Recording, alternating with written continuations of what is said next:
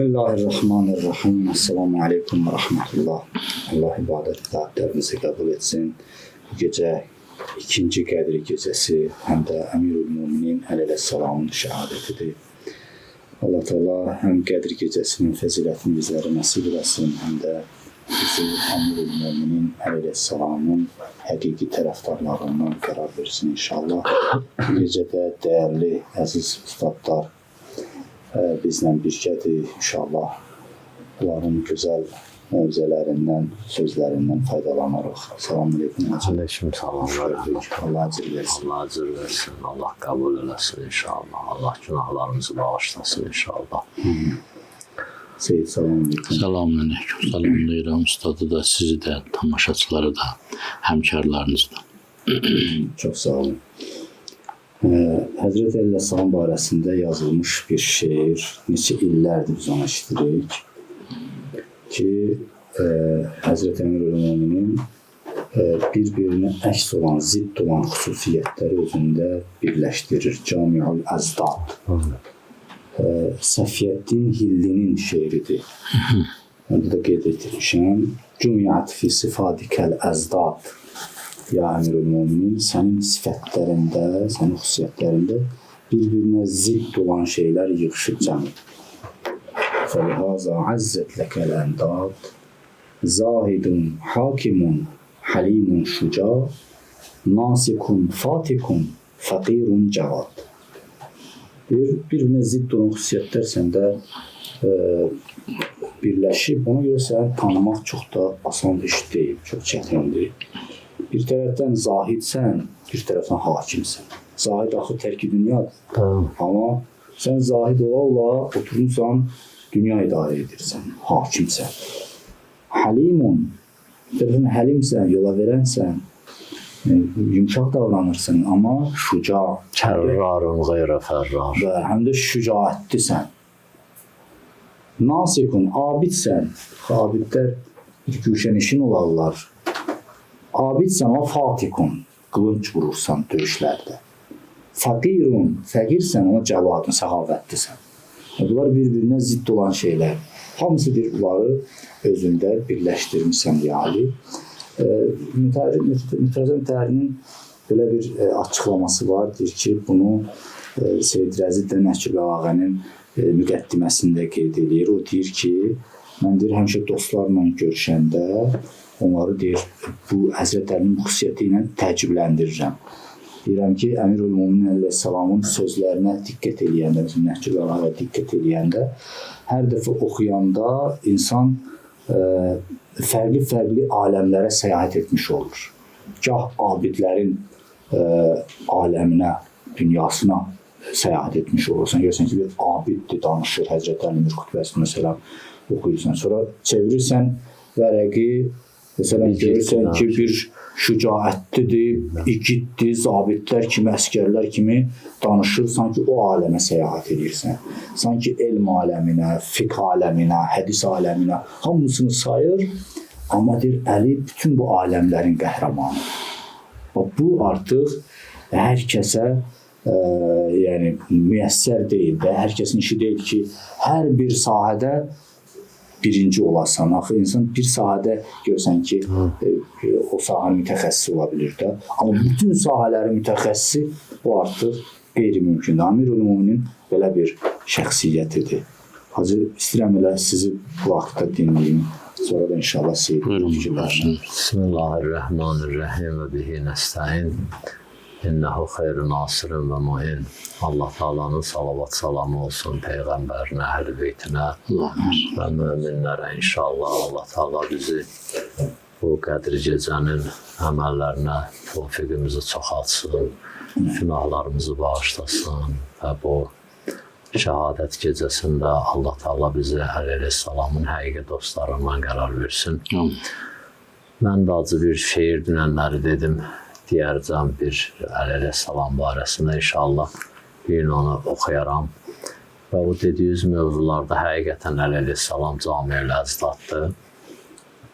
Ziddiyyətləri özündə cəzb edir. Bir qərb alimi deyir ki, mən Əleyhisselamın ancaq şücaətlərindən eşitmişdim, görmüşdüm, mütaliə eləmişdim və maraqlı idi. Görəsən bu haçansa diz çöküb, haçansa diz çöküb, haçansa məğlub olub falan. Deyir, mən araşdırdım bütün mövzuların hamısını, bütün sahələrin hamısını, tapdım əlini diz çökürdəni. Soruşurlar ki, hansı sərkərdədir, hansı tarixi, məsələn, bu zabitdir, əskərdir, döyüşçüdür. Deyir, mən onlara deyəndə düzdür, gözlənilmirdi bu cavab, onlar heç biri gözlənmirdi. Mən ona dedim ki, yetim uşaqlar. Bütün bu müharibənin qəhrəmanı olan, bütün müharibələrin fatihi olan, Onların qabağında onların qabağında heç kim dayanamırdı. Məsələn, o məşhur Həzrəti Rəsulullahdan bir də hədis var.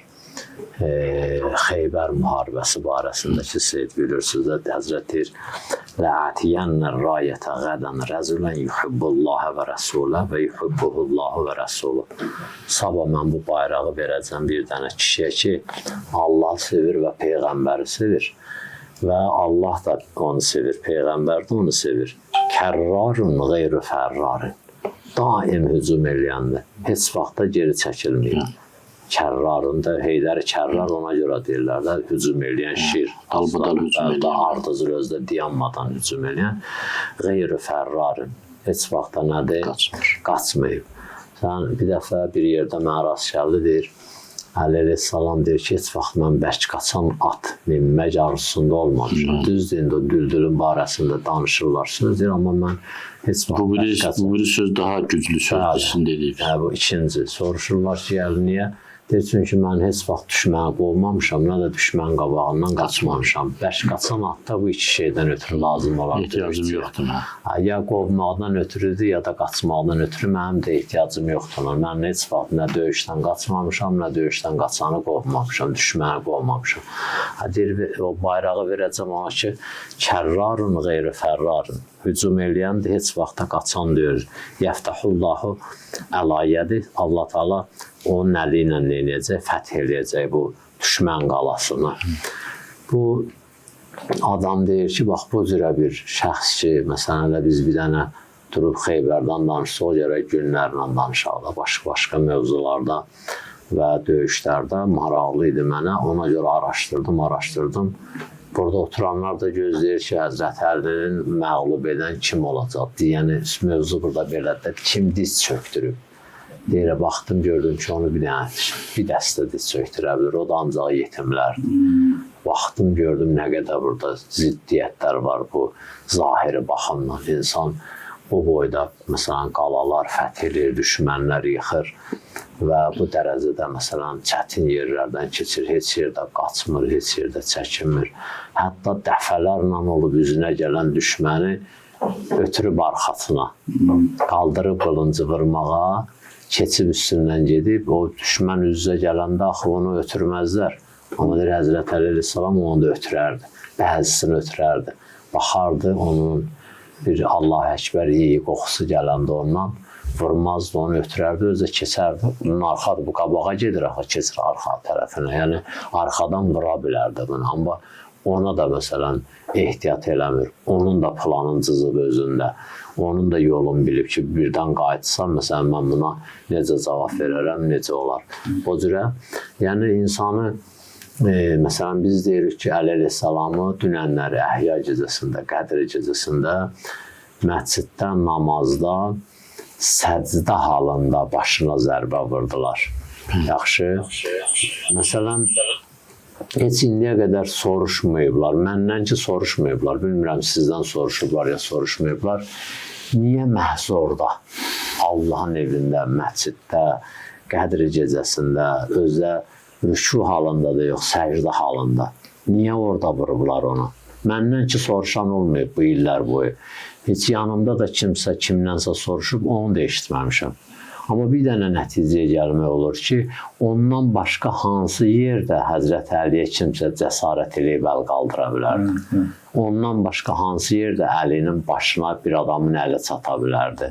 O cəsarəti eləyə bilərdi. Ona görə məsələn biz deyəndə ki, Həzrəti Əli elə bir şəxsiyyət idi ki, namaz qılanda Allaha bağlılığı bir dərəcədə idi ki, ayağından oxu çıxardırdılar, o ağrını hiss eləmirdi, ya hiss eləyirdisə də dözürdü, Allaha bağlılığı bir dərəcədə idi. Bax, bu da onun dəlillərindən biridir. Allaha bağlılıq və Allahın qarşısında səcdə, Allahın qarşısında təzim elə bağlayır özünə, elə bu bilir, bu məlun bilir ki, bu buradan başını, bir cana görə başını oradan qaldırmayacaq. Hacı, üzr istəyirəm, sözünüzü kəsmək olmasın. O Həzrət Əlinin ayıq-sayıqlığı barəsində o Həmzənin qatili Vəhşi sonra nəql edir də, deyir ki, mənə 3 nəfər tapşırılmışdı. Birincisi Peyğəmbər, ikincisi Həzrət Əli, üçüncüsü Həmzə tapşırılmışdı ki, bunlar bu 3 dənədən birini hansı imkanləsən öldür. Gördüm ki, Peyğəmbərə yaxınlaşmaq mümkün deyil, çünki onu qoruyurlar müsəlmanlar ətrafında. Sonra Həzrət Əliyə nişan alın, gördüm ki, Həzrət Əli döyüşdə elə ayıq-sayıqdır ki, hər tərəfi sanki görür. Ona görə deyir ki, Əliyə də yaxınlaşmaq olmaz. Ondan sonra keçdim ki, Həmzə elə baş qarışıb, ancaq qabağa baxır ki, ətrafı görmür. Onda onu nişan alır. Bəli, o ancaq orada ola bilərdi, başqa yerdə ola bilməzdi. Bu Əli əleyhissalamda olan o qeyri-adi insanların özünün dərk eləyə bilməyəcəyi və düşünməyəcəyi sifətlərdəndir. Amma heyf ki, biz onu düşünə bilmirik, amma düşmən düşünə bilir də. Onu düşmən düşünə bilir. Dünən axşam oturmuşdu o bir nəfər, söz özündən dediyi oradan oxudu, belə də bu imsakdan qabaq oturmuşduq. Məşhur söz, Əli əleyhissalamın sözü deyir, heyhat yolun uzaqlığından, heyhat düşmənlərin məkri və hiləsindən və çiynəsindən, əsas o çiynəni vurulur orada, çinli düşmənlər və heyhat dostların cahilliyindən, Məsələn, Əli əleyhissalam o mövzuya həmişə məsələn, müxtəlif formada vəsiyyətləri var, sözləri var, yalançı adamla oturub durma belə olar, xain adamla oturub durma belə olar, yaltaq adamla oturub durma, səni 2 dəqiqə satar falan, bunlar hamısı var. Amma bu söz çox ali sözdür. Heyhat, ey vay, biz deyərik də ey vay. Ey vay, yolun uzaqlığından gedib hara gedəcək gör. Ey vay, düşmənlərin məkrindən, hiləsindən və çiynəsindən yaxşı bizə biri pislik edir, belə də nə gəlir əlindən edir, görsən bir dəqiqəyə bağışlayırıq, çıxıb gedir. Düz deyin də Allahın da göstərişi belədir. Amma bunlar bağışlamırlar, bunlar kinlərin məsələn udunurlar və əsas mövzu o qədər adama təsir eləmir, o birislər düşür. Yol uzaqdır, bu heç təbiidir, Allahın qoyduğu yoldur. Düşmən də kinli olmalıdır da, bu düşməndir. Amma əsas o adamı təsir edən Əli əleyhissalam kimi şəxsiyyətin yanındakı dostundan şikayət eləməsidir. Nə kəsərə zəhri rəculan, mənim belimi 2 dənə dəstə, 2 dənə kişi sındırdı. Rəculun billis, alimun billisan və abidun cahil. Dildə alim olanlar, dildə sözü, dil pəhləvanları, bir də ki, abidun cahil, cahil ibadət eləyənlər. O qədər cəhalətləri bunların, məsələn,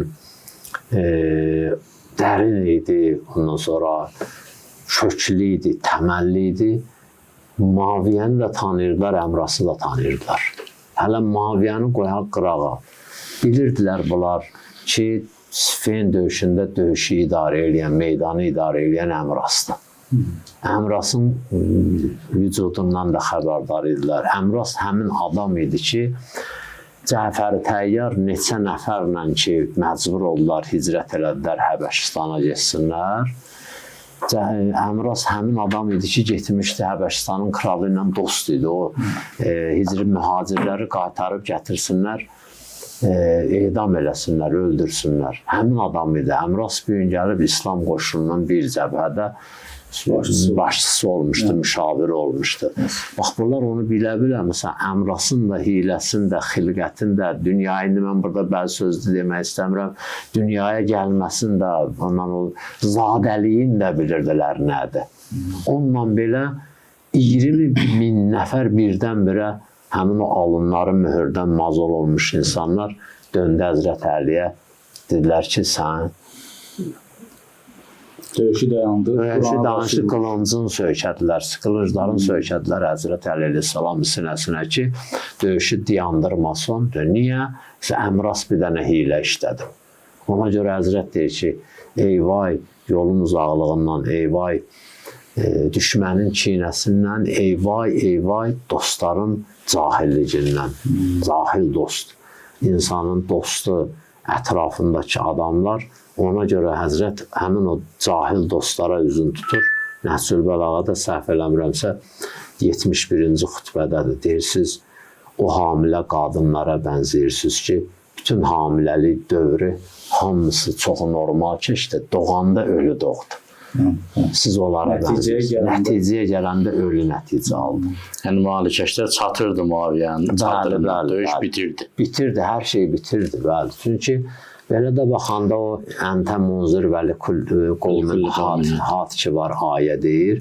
Biz belə Quranın ayəsi ilə də, gedişatla da, ümumi işlərin belə baxışı ilə də bilirik ki, o hidayətli əsas o meyvə Munzirin dövründə yox, Hadinin dövründə dəriləcəkdi. Çünki Allah Peyğəmbərə demiş, sən munzirsən, sən çatdıracaqsan. Amma hər bir, bəli. Elə bir İslam sadir olacaq. Sadir olacaq, yayılacaq da, amma bunun meyvəsini dərə paylayan, meyvəsinin o nəticəsini paylayan, yerinə yetirən imam olacaqdı. Hacı İstəyən bir sözdür, bu cahil dediniz, birdən tamaşaçılar başqa cür başa düşərlər. Cahil yəni ağılsız. Yoxsa mümkündür insan savadlı olsun, alim olsun, amma cahil olsun. Cahil o, yəni savadına ya ruhanidir, müctehiddir, ya akademikdir, ziyalıdır, amma cahildir. Hətta Seyd, mən özüm bir var eşidən, bir var özüm görmüşəm Əli əleyhissalamın rivayətində, hədisində o ki deyir, belimi sındırdı. Ya qorxuram, ya belimi sındırdı. Fəqihun cahilun. Agah və ağılsız. Ağılsız, bəli. Əbu Musa Əşəri ki, Əmrasa aldandı, Küfənin ayətullahul uzması idi, böyüyü idi. Sözü ilə Yəmənlilər sağ edirdilər, sola gedir, ağsaqqal idi. Özdə hələ ona malikəclər də tapşırmışdı. Xəbərdarlıq da eləmişdi, ayıltmışdı onu ki, Əmras çətindir, bırax onu qabağa qoyub danışsın, sonra sən ona uyğun. Amma bu bir də mənbərə birinci çıxın, mənə desinlər, məni birinci gördülər, məsələn, sosial şəbəkədə. Onun bir dənə bütün o müqəddəratı ki, məsələn də gəldi orada hamısını bir dənə o birinci görükməyə görə, birinci söz deməyə görə 10 minlərlə insanın dini ilə oynadı. Dini ilə 20 min çıxdı, 10 min ki öldürüldü. Qoşun da ruhdan düşdü də. Sonra Həzrət Əleyhisselam terror olunmamışdan əvvəl, dünənki gecədə terror olunmamışdan əvvəl xeyləyə adam yığırdı da, yığılmırdı cəmaat. Ruhdan düşmüşdülər ki, nə oldu? Yenə gedib qələbəyə az qalmış bir şey ola bilər. Bəli, dəqiq, bəli. Buyurun. Yəni o mövzu cahillik mövzusudur. İstər indi bunun akademik olsun, istər 50 min il hardası oxumuş olsun, istər o agahlıq ayrı bir məsələdir. Ona görə də İmam Hüseyin əleyhissalamın Aşura günü səhər ya Tasua günü axşam xütbələrinin birində, o məşhur xütbələrinin birində deyir ki, Əlhəmdülillahilləzi fəqqəhənə fiddin. Bəli, böyük nemətdir. Alhəmd olsun Allaha ki, bizi dində fəqih qərar verir. Fəqih yəni anlayan, dini başa düşən. O fəqihliyin, yəni o dini başa düşməyin oxumaqla ayrı əlaqəsi yoxdur. Yəni termin olaraq fəqih yoxdur, müctəhid yox. Yəni başa düşür. Başa düşür, bəli. Dinin mesajını tutur. Əli əleyhissalam deyir dostlarından biri bir dənə qoca qarı idi. Belə də, məsələn, pensiya ilə versəydilər ona, pensiya yaşında keçirmişdi. Daha düşmürdü ona. O qədər almışdı, o qədər yaşı var idi. Sən görürsən, Əli əleyhissalam deyir, ondan dostluq eləyirdi. Nədən dostluğu başlamışdı? Deyir, Həzrət dedi ki, Allahın necə cəhrə əyirdi. Un əyirirdi, yun əyirirdi, yun.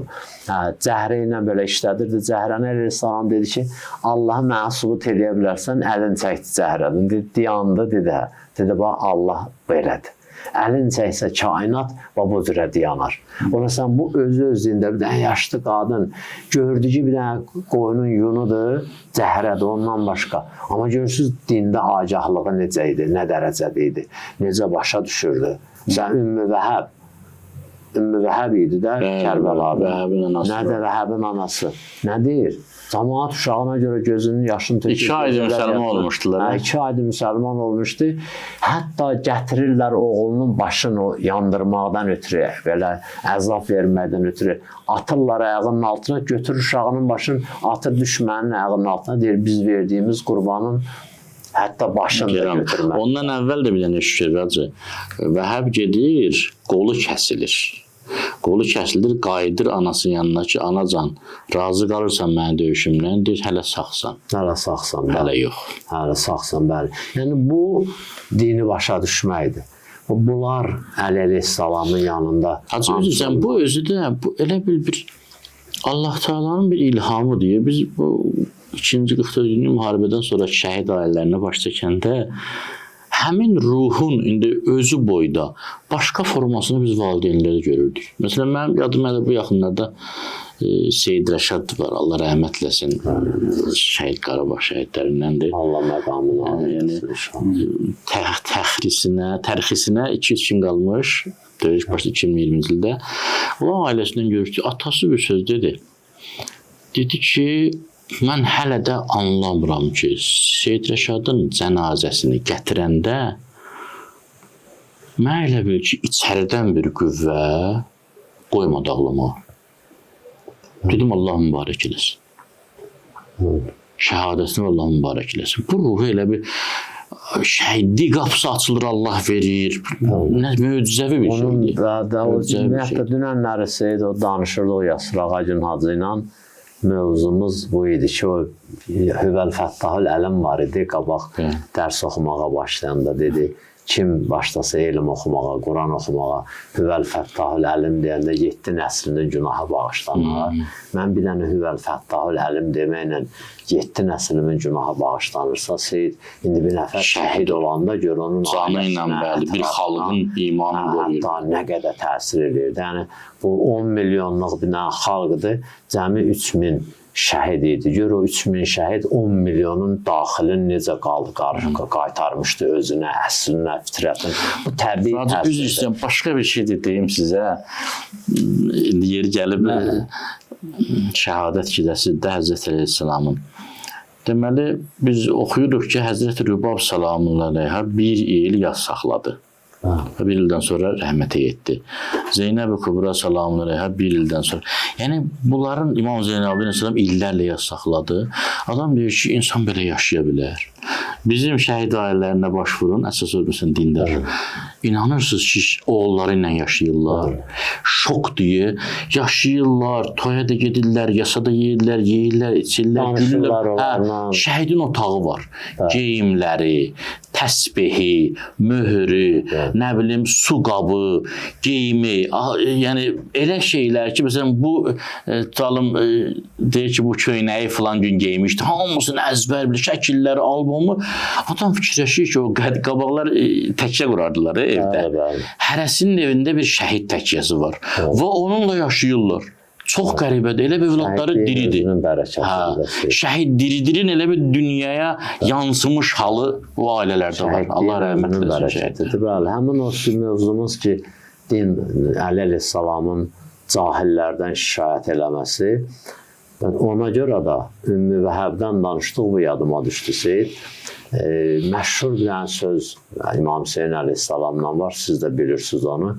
Deyir, and olsun Allaha, siz səhabə ki, mənim ətrafımda varsınız, sizdən nə Cəddin Peyğəmbərin yanında yox idi, nə Atam Əlinin yanında yox idi, nə qardaşım Həsən dəstə olaraq da kompleks olaraq yox idi. Tək-tək var idi, amma bunların hərəsi bir malik idi. Niyə? Çünki baxırsınız, görürsünüz, Peyğəmbərin yanında olanlardan da satqın çıxırdı, qaçan çıxırdı. Əli əleyhissalam ki, da elə səhərdən sifirindən danışırdı. Hacı ən mühümü siz bayaq cəhalət dediniz ha. İmam Hüseyin Əsəlamın ətrafındakılar elə vəziyyətdə idilər ki, cahil olmaqlar üçün 1000 dənə bəhanəsi var idi onların. Çünki bütün təbliğat amma Allah onlara elə bir fiqh verdi, şuur verdi ki, gedib İmam Hüseynin tərəfini saxladılar. Yəni o baxımdan məhz elə o dində təfəqqühün, anlamın, dini başa düşməyin hesabı. Böyük 130 nəfərdir, heç biri də belə zərrə qədər. Məsələn, Siffeyində ki, Əli əleyhissalam deyir, 100 nəfər gələcək, Siffeyində deyə 1000 nəfər. O axırıncı nəfər gəlmir, nə qədər adam orada təşvişə düşür. Məsələn, Əli əleyhissalamın o qolunun bağlanıb məscidə aparmaq barəsində deyir, irtəddə kurluğu millət Səlman yerlə. 4-5 nəfər vardır, onların hamısı irtəddə, mürtədd oldu, yəni tərəddüdə düşdü. İmamın qolunu bağlayırlar, dünya niyə xaraba qalmır, məsələn. Bir tək qaldı. O qədər məsələn, amma orada məsələn... Hətta Həzrəti Zeynəb salamları, Həzrəti Zeynəb salamları hanım da inanmağı gəlmir. Həbibin məzahir eşidir ki, xanım narahatdır, deyir, şübhəlidirlər, bunlar.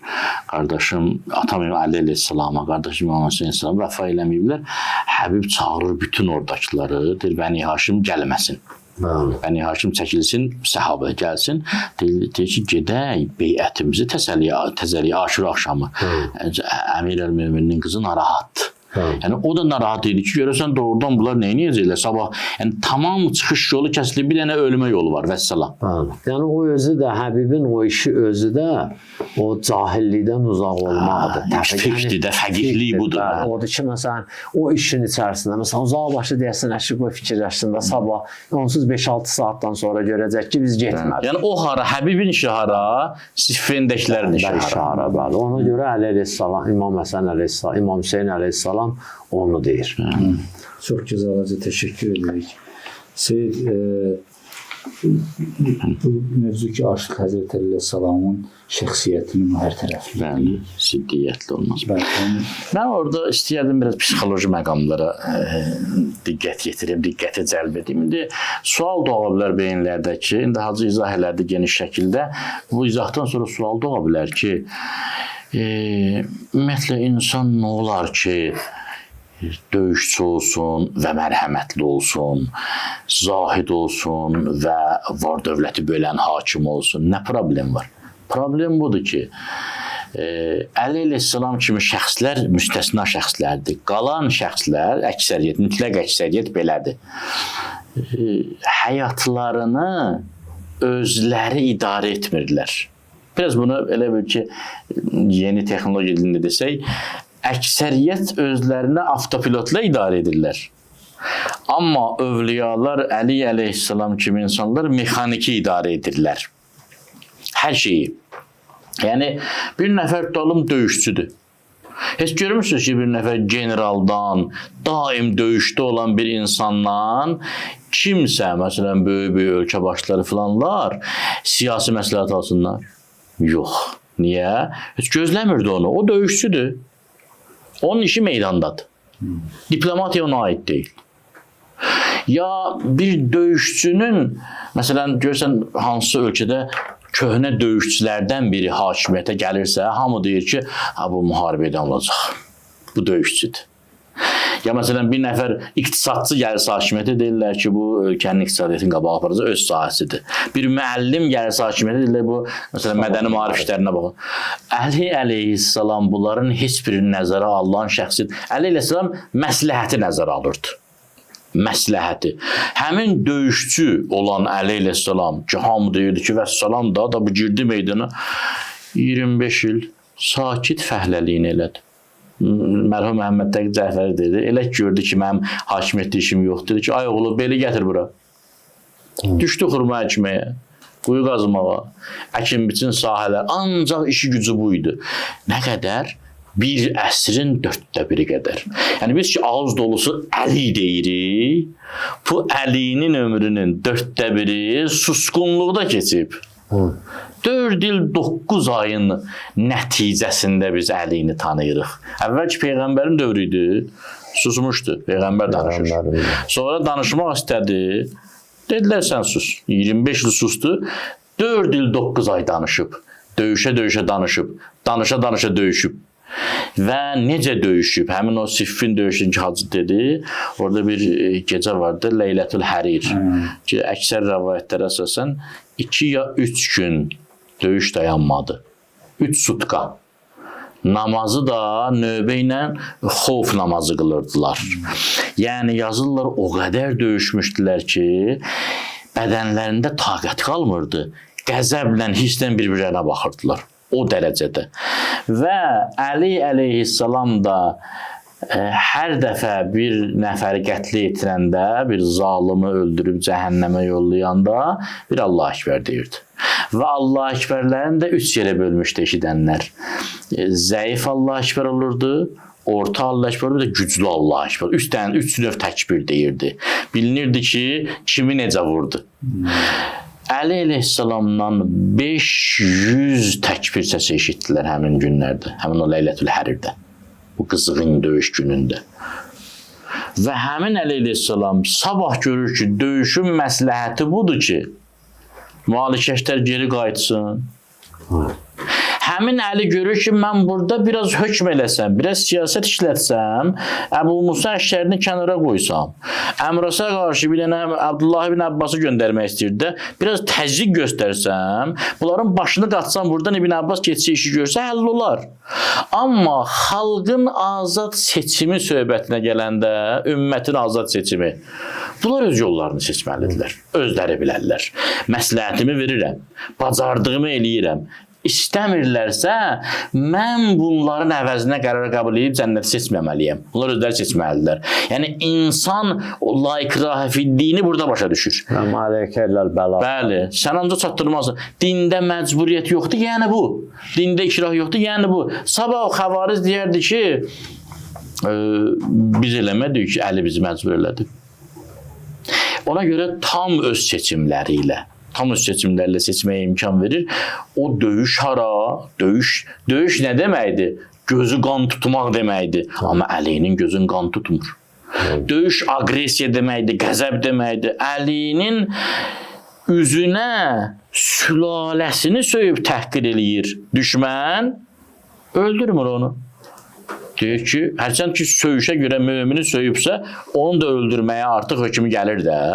Amma deyir, mən şəxsi işimə görə gəlməmişim, Allaha görə gəlmişim. O qədər mexanikidir, o qədər özünü kontrolda nəzarətdə saxlaya bilir. Çox gözəl. Necə demək istəyirsən? Elmi, məsələn, o şeylərin içərisində, o seyid deyən məsələlərin içərisində ki, məsələn, döyüş, bozura, başqa sahələrdə, məsələn, o məsələlərin içərisində elmi məsələlərin və elmə verdiyi dəyər. Ya da məsələn, alimin, müəllimin, akademikin elmə verdiyi dəyər təbiidir. Amma bir dənə sərkərdənin, daim ömrü döyüşdə keçən adamın elmə verdiyi dəyər mən əllə mənə əbdə, fərqən fəqədə əsəyyərənə əbdə. Sözümüzün qüvvəsi bir dənə böyük alimlərdən bir qəşən bir söz deyir. Deyir, Əli əleyhissalam necə yaşayıbsa, idmançılar, döyüşçülər deyirlər ki, bizimdir. Bizimdir. Şairlər deyirlər bizimdir. Ədiblər də bizimdir. Qrammatik alimlər deyirlər bizimdir. Təfsir alimləri deyirlər bizimdir. Maraqlısı bilirsiniz nədir? Əli əleyhissalamın fikri məşrəbini, məzhəbini qəbul eləməyən təriqət sahibləri deyirlər bizim mürşidimiz Əlidir. Düz, dəqiq.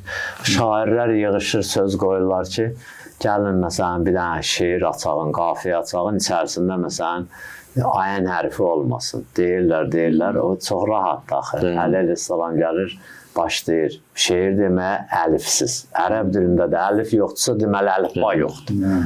Əlifsiz, məsələn, çox çətin. Və adi sözlər də yox. Adi söz də yox. 2 dənə də beyt demir. Elə deyir, ardıcıl, özdə hikmətli söz, əxlaqi söz. Yəni, bir dənə o şeir ki, Həzrəti Rəsulullah deyir ki, şeirin hikməti var, şeirdə hikmət var, o hikmətlə dolu şeir deyir. İnna lə'umara'ul kəlam. Biz kəlamın əmirləriyik. Yəni, kəlam həqiqətən də bir dənə söz, acı kəlamdan gəldi, Həzrətin bir dənə sözü rast gəldi mənə. Nəhcül Bəlağada deyir deyəsən, bu biri kəlamların içərisindədir, münafiq barəsində söz deyir. bir dənə də münafiqdən nişanə deyir. Belə daim məsələndə də ondan artıq nişanə yoxdur. Deyir, əl-münafiqu yəmliku eynə. Yəbki keyfə yaşa. Deyir, münafiq istəyirsiniz tanıyın. Gözü ağlayır. Gözünə malikdir. İstədiyi vaxt ağlayır. Yəmlik, gözünə malikdir. İstədiyi vaxt ağlayır. İstədiyi vaxt ağlamaq axı asan düşdür. Cilddən cildə düşür. Adam dədəsi ölüb düşmüş. 50 dənə rozaxana oturub elə gözündən bir damcı yaş çıxmayıb. Amma bir də görürsən ki, bütün vücudun dəyişdi, başladı ağlamağa. Bundan sonra ağlayanda qorxacaq. Yox, o məqamda bilirəm zərər. İnsanların şuuruna təsir etmək üçün, manipulyasiya etmək üçün. Yusuf Əleyhisselamın qardaşları da və Cau əbahum əşain yəbkun. Ağlayalı gəlirlər ki, biz Yusuf canım. Mən burada bir şey də əlavə eləmək istəyirəm. Üzr istəyirəm.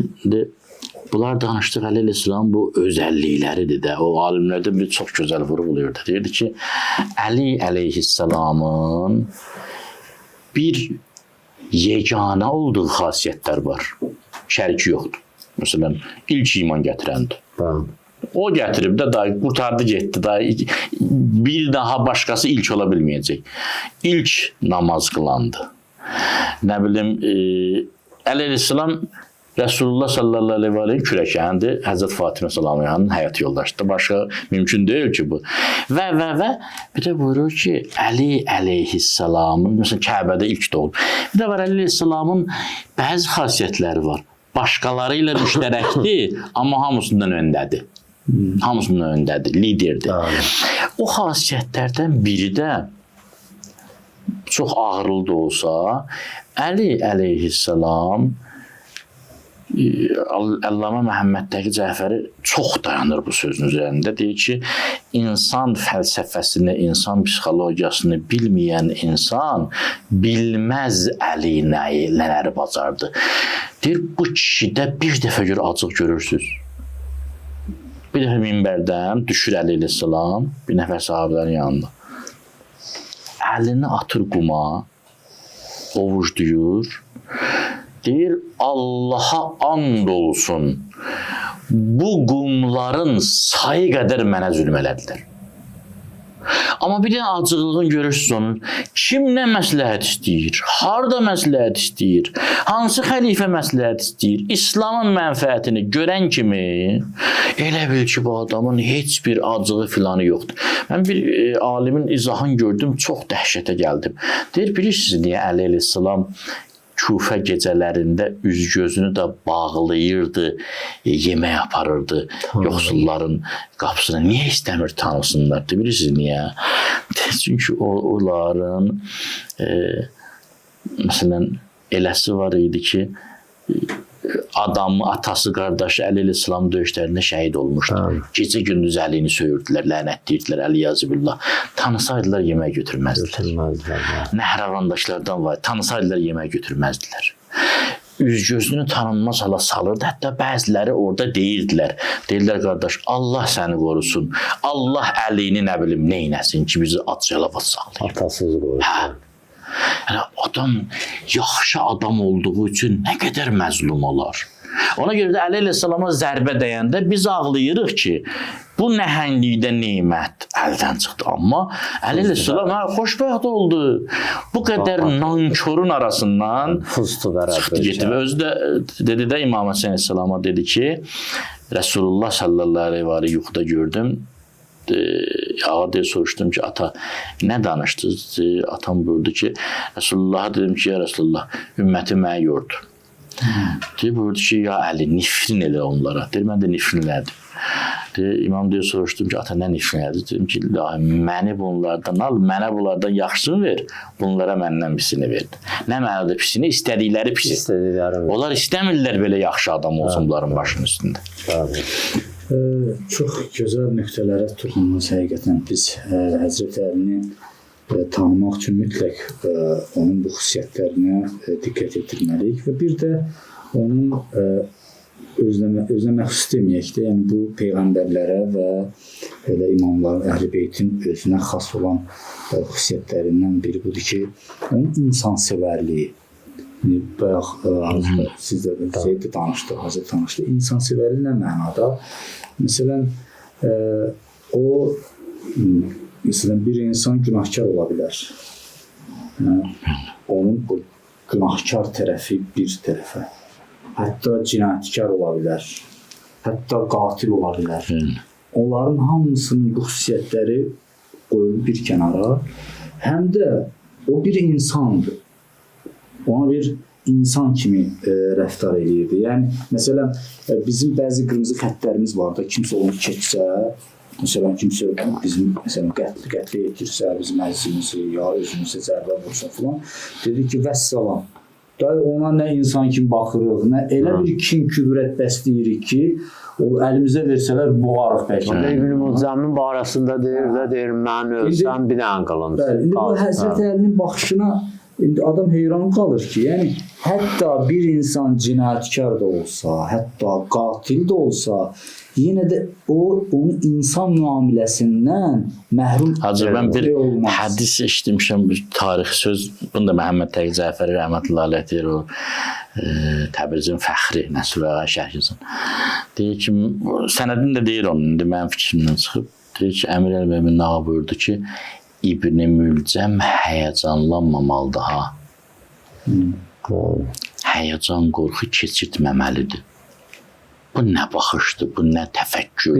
Cəzasını verəcək, amma cəzası ölümdür, həyəcanlanmaq cəzası deyil, təhqir cəzası deyil, şəxsiyyətin sınması cəzası deyil. Həzrət Əlinin baxışı, Həzrət Əlinin baxışında insan kimdir? Malikəclərə məktub ki verir Misrə göndərəndə, deyir ki, o özü, həmin o məktub özü bir dünyadır da, bilirsiniz, oxumusunuz o məktubu. Nə qədər şeylərə işarə edir, ədalətli ol, filan ol, filan ol, filan ol. İnsan mövzusuna gələndə deyir, Malik, sən bir cəmiyyətə gedirsən, orada iki dəstə var. Bir dəstəsi müsəlmandırlar, sən müsəlman din qardaşlarındır.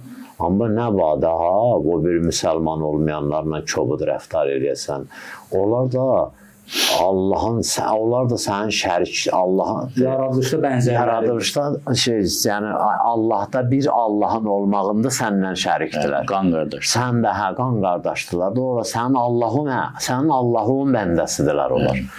Sənin Allahın bəndəsidirlər. Onları da nəzərə al ki, orada müştərək nöqtəz var. Burada dində müştərək nöqtədir. İki dənə müştərək nöqtədir. Yəni, həmişə bir müsbət şey tapmaq da. Həmişə bir müsbət şey. Gedib kasıbların, varlıların birdən süfrəsində oturarsan, çox belə iki dənə zərbə vurarsan. Biri budur ki, varlılarda tamah yarada, təmənnə yaradarsan ki, elə bunları bunu rüşvətlə həll eləmək olar. Həll eləmək olar və elə biz böyük adam, o gərək bizim süfrəmizə gəlsin.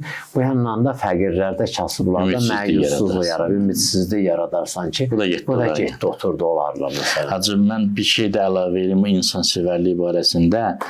Bir gün Rəsulullah sallallahu aleyhi və aleyhi oturmuşdu səhabələr yanında, əleyhissalam yanında. Bir səhabə belə həyəcanla gəldi, sağ tərəfdən Rəsulullah dedi ki, filan dostumuz filan evdə bir əxlaqa zid işlə məşğuldur.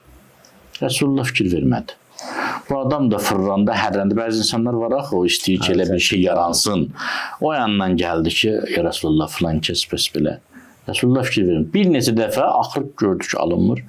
Gördü, ya Əli, get gör o kişinin dediyi evdə nə baş verir. Gəl bizə denən, biz də ona uyğun rəftar edirik. Yazırlar, Əli əleyhissalam getdi, evə az qalmış ayaqqabılarını çıxartdı, gözünü yumdu, əli ilə qapını tapdı, əlini sürtə-sürtə, girdi evə.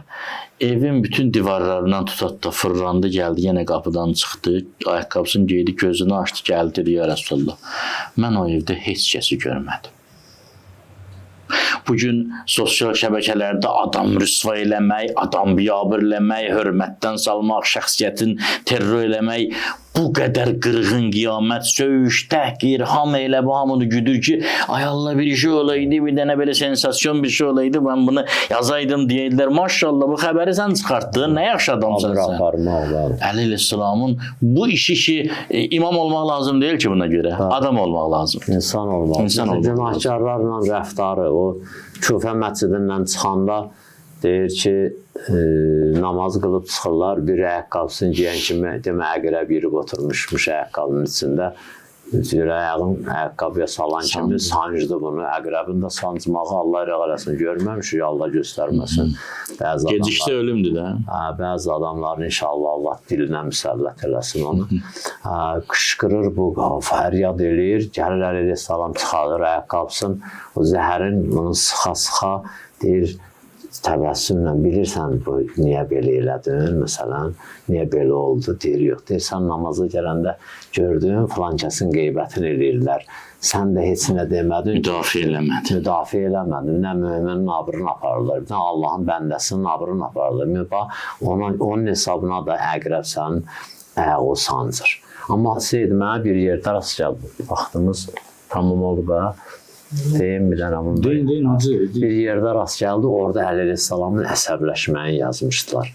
Deyir, Əli əleyhissalam küçə ilə keçirdi, gördü küçənin kişiləri, cavanları yığışıb durublar küçədə. Düz küçənin ortasında. Bir dənə xanım gəlir, keçir. Yadınıza gələr, qədim xanımlar küçəyə çıxanda görəndə kişi xeylağa gəlir, çəpərə sürtünə belə çəpərə gedir, yaşma vurub bütün gecələrdə o vaxtlar. Deməli, bu xanım gəlir, görür heç belə də keçməlidir, qaydır dalı Əli əleyhissalam çəkir qılıncı. Çəkir qılıncı, səhabələr gücünə sakitləşdirir. Ya Əli, bağışla sən imamsan, filansan. Neçə dənə şərt qoyur. Ondan sonra deyir, mən keçərəm bunların günahını. Bilir, sizi bir də burada yığışan görməyim. Cəmaatın yolunu kəsməyin. Cəmaatın yolunu kəsməyin. Damlarınızın navalçasının Başqasının həyatını eləməyin. Öz həyatınızı axıdın.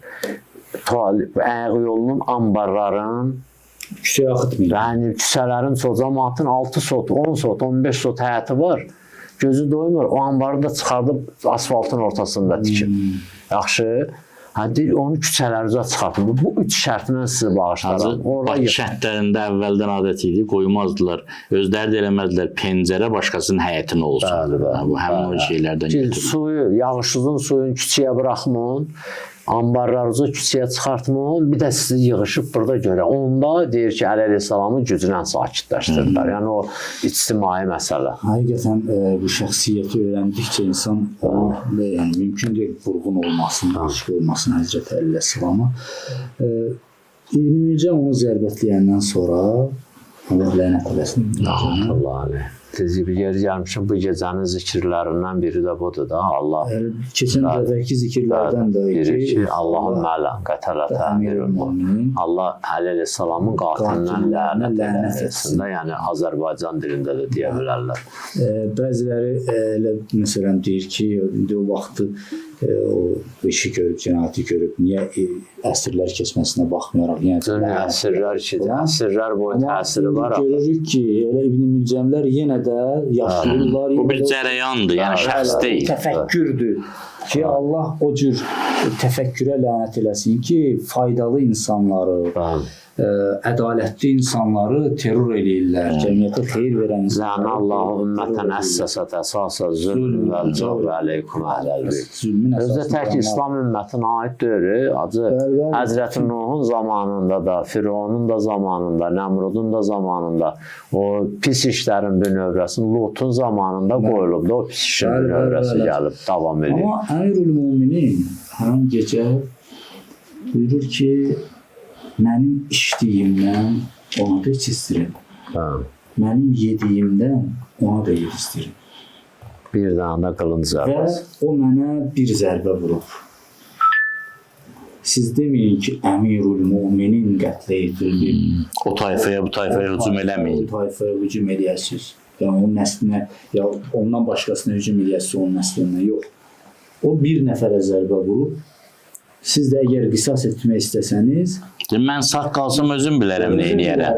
Hətta Səhət ibn Suhan soruşur ki, sağ qalsın nə eləyəcəm? Dedi, bağışlayacam. Deyir, niyə? Deyir, qoy Allah mənə də bağışlayanlardan yazsın. Və deyir ki, mənə bir zərbə vurur. Qisas bir zərbədir. Siz də ona bir zərbə vura bilərsiniz. Sağ qalsa, sağ qalır. Ölsə, ölür. Əslində bu Əli əleyhissalamın son dərəcə təvazökarlığıdır. Niyə? Çünki Əli əleyhissalam bir şəxs deyil ki, Allah Teala Quranda buyurur ki, İnne İbrahim kana ummeten. İbrahim bir xalq idi. Ya İmam Hüseyin ağa buyurur ki, Həzrət Abbasa, sən getsən mənim qoşunum yoxalar. Halbuki qoşun qalmamışdı, amma özü bir qoşun idi. Əli əleyhissalam idi bir, yəni, bu da mənfəət idi, xeyir idi. Amma deyir, yox, bir insan kimi qəbul edeyim mən. Esselamu aleyke ya emirel müminin. Salavatullah. Rahmetullah ve barakatuh. Allah Teala bizi Hazreti Ali'nin əsl tərəfdarlarından qərar versin. Amin. Hazretin ziyarətini ahirette şəfaətimizlə nəsib eləsin. Amin inşallah. Necə? Özü təşəkkür edirik sizə. Allah şükür. Allah sağ eləsin. Sağ olun. Çok sağ olun. Minnətdarıq. Allah Teala inşallah sizi bizə çox görməsin. Allah sizi qorusun. Çox görməsin, xalqımıza çox görməsin. Nasip olun.